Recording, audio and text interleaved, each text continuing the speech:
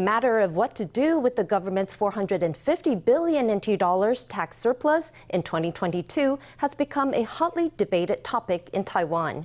On Tuesday, Premier Su Tseng-chang said that some of the money would be given to the general public as cash handouts.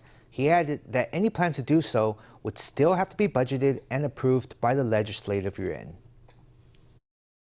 Taiwan's government reported a tax surplus of 450 billion NT in 2022.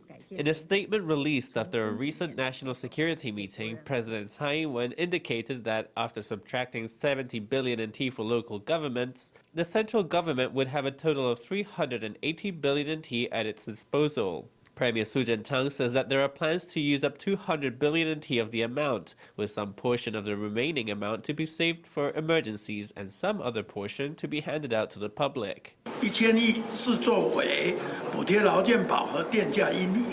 100 billion NT will be used to support the national health insurance system and subsidize electricity prices. Another 100 billion NT will go towards strengthening the economy. The remaining 180 billion NT will be set aside for emergencies, but some part of it will be given out as cash to the public. The Premier stressed that the government would have to draw up a budget for the cash handouts and get it approved at the Legislative Yuan.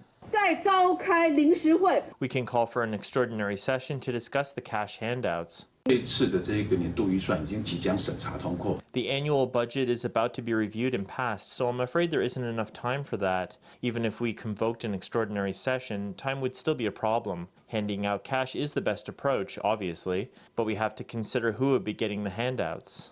The Taiwan Labour Front doesn't think cash handouts are the best way to go about it. I don't think cash handouts are the best approach. Instead, we should consider ways to effectively counter over-marketization in some service sectors, such as long-term care and daycares. The DPP says it is in favor of spending 100 billion NT to prop up the national health insurance system, the labor insurance system, and to cover some of Taipower's losses. We finally have the opportunity to inject some funds into the labor insurance system. To keep electricity prices from rising, we can put some funds into subsidies for that. Premier Su and President Tsai should explain to the public the situation in our country, where the money will go to respond to whichever difficulties are coming for Taiwan and the world in the year ahead. The lawmaker says that the government should consider how tough the pandemic has been on the general public.